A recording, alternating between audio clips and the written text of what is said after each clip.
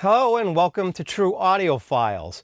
In this episode, I'm going to talk a little bit about kind of my maintenance things I do to help keep records sounding great, get the least amount of ticks and pops and skips and things like that from playback, and just kind of give you my general rules of thumb and how I feel I get the best sound quality and performance out of my turntable and my records, and also kind of just how I store records and things like that as well. So the first thing and the key thing is I always clean my records before I play them. It's a pretty rare situation that I don't clean them beforehand. I definitely never clean them. I'm sorry. I definitely never listen to them on my high-end system before cleaning them. So the only exception to that rule is I have one of those little Audio-Technica sound burgers that I can post a picture of what I'm talking about. It's kind of the portable turntable that I bring on business trips and have it in my home office and to listen to records. That's about the only place I will actually listen to music or records without cleaning them first.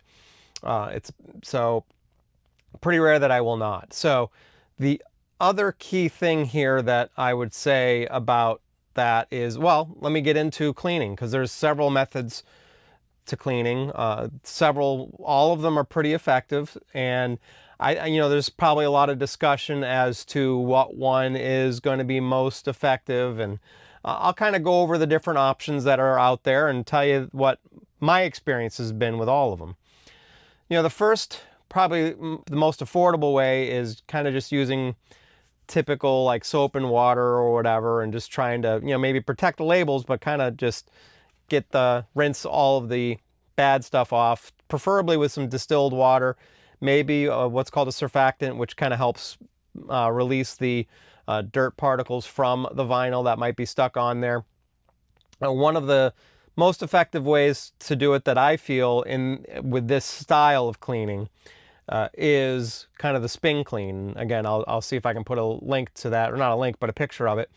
But the spin clean definitely, I feel, is the most efficient way to do this. It's got a couple of scrubber brushes, one on each side for both sides of the record.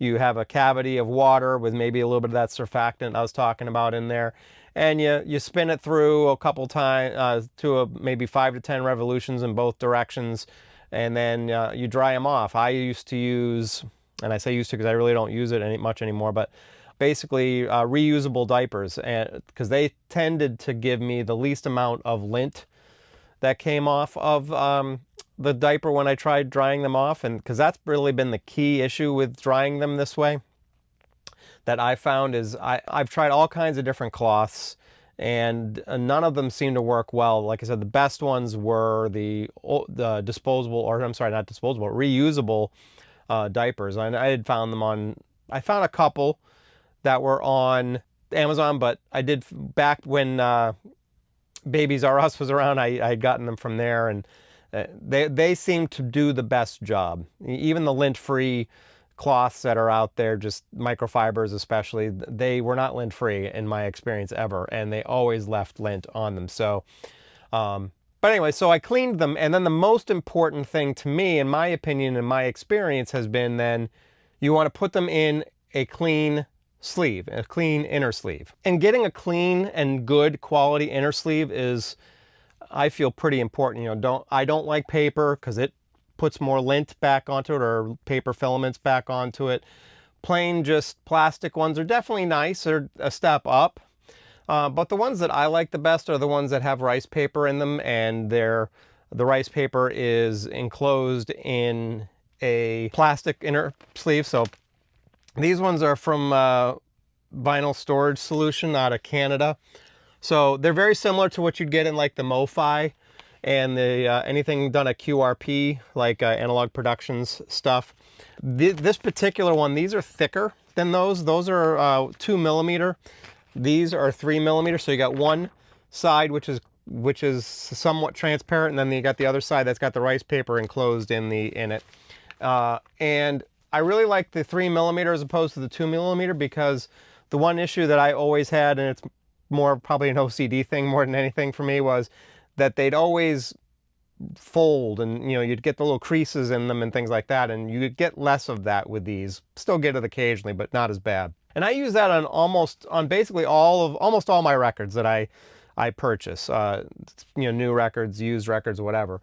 But when I have like really valuable records, or I have records that are kind of classified as audiophile level records, I actually use these ones here. It's the Disc Keeper by Sleeve City. And these actually, as you can see, they have a hole in the middle, but it's still the rice paper, but it's rice paper on both sides of the inner sleeve.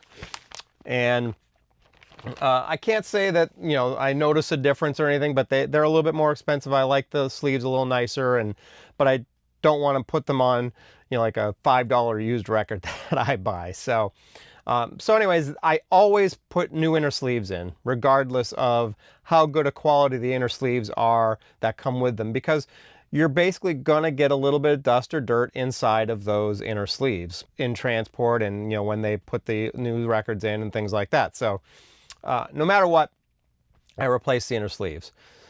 Then after that, I then have some sort of outer sleeve to protect the jacket. And I brought this one out here to show. This is actually a Tome Poet that I have. And this does have an outer sleeve on it. It's one designed specifically for a gatefold, which is really nice. It's got little flaps on it, which I'm not sure if you can see these flaps, but you got flaps on both sides, and super transparent, as you can see, which I really liked about them, and they're super rugged and durable. And they come in a couple different sizes, same place, and I can put a link in the comment section to, or not comment section, but in my description to let you know them. And just to let you know, I'm not getting paid by them. Haven't been solicited by them or anything. It's just who I've used. A couple of different vinyl community members have used them in the past and recommended them, and I tried them and decided I really liked them. So that's what I've stuck with. So those things are the big keys pre-listening to the record. So always clean them, put them in the inner sleeves, and put them in an outer sleeve as well. But probably should go back to the cleaning methods. So we had the spin clean. The other method, which is kind of the next level up, would be a record vacuum cleaning machine. The most popular ones, probably the VPI 16.5. There's some other ones out there. And again, I could put a picture onto it. But basically, you kind of wash it similar to a spin clean, but you do it on both single-sided each time. Although I think there are some that do too. But regardless, you clean each side individually on the one that I use and I have. And then it sucks the water off of it, so you're not using a cloth to dry it off. And this is a much more effective way, in my opinion, to not only get the dirt off of it, but also to dry it off with no lint or leftover pieces on the actual vinyl itself. So I found it tended to be much more effective at getting things cleaned. You can also get different levels of cleaners. Like I have a 3-step program that I have. I think it's from a company called Audio Intelligence. Again, I can maybe put a picture, maybe even put a link to them on there. But basically, they have a 3-step process that, you have enzyme cleaner, then the standard traditional cleaner, and then a distilled water rinse afterwards. So you can have a couple different levels of cleaning with that record vacuum cleaner, depending on how dirty your records are. So, like a normal brand new record, and yes, I even clean brand new records. I just use a traditional cleaner. I actually use a Leçon d'Art, I think it is, and I probably screwed that up completely. But again, I can do links to all this in the description as well to let you know kind of the stuff that I use. It's kind of a concentrate that you can put into some water and clean it. And it does a really, really good job. I think I have some links, or I have some videos earlier that talk about the different cleaners that I've tried, and I'll see if I can find that and link to that in the video maybe here. So anyways, so that's the vacuum cleaning option. The last option, and I've done some videos on this as well, maybe I'll link to those, is ultrasonic cleaning.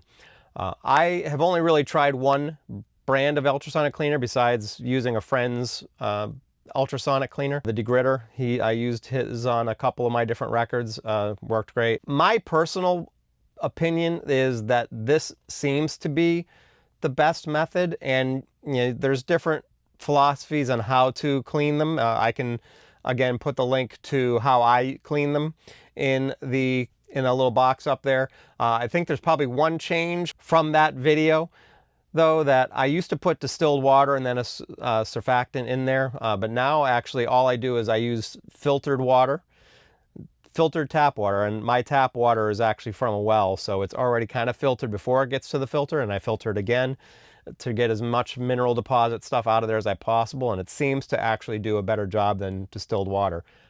I don't know why, couldn't explain it, but it seems to be the most effective. So anyways, I'll put a link to the video that I have going over what I do with records and how I clean them on the ultrasonic. So, but anyways, that's the last method that I've tried and I find the most effective. Now, I don't find every method is perfect, and actually what I will do is if it's a really, really dirty record, I'll actually use that 3-step process I talked about on the record cleaning machine, the record vacuum cleaning machine, and an ultrasonic, maybe the ultrasonic first and then that 3-step method for the record vacuum machine to get records clean. So I'll usually do a combination of those two things to get super dirty records clean. So that's kind of how I do that. Now, when it comes to playback, what I do is, number one, I always clean my stylus. You probably should clean it probably every play, but I do it probably every 5 to 10 plays. I just have a stylus brush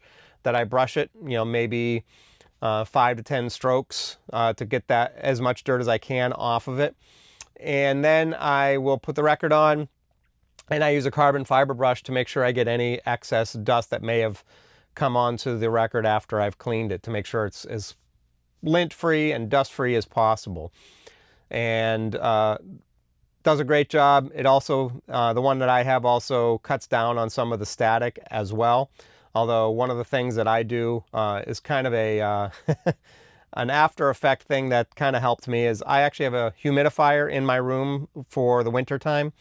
It was mainly because I've got some somewhat valuable guitars in my listening room, and I don't want them to dry out because they're wood, and that is one of the leading causes of damage to guitars if you kind of leave them for a while and just kind of let them sit.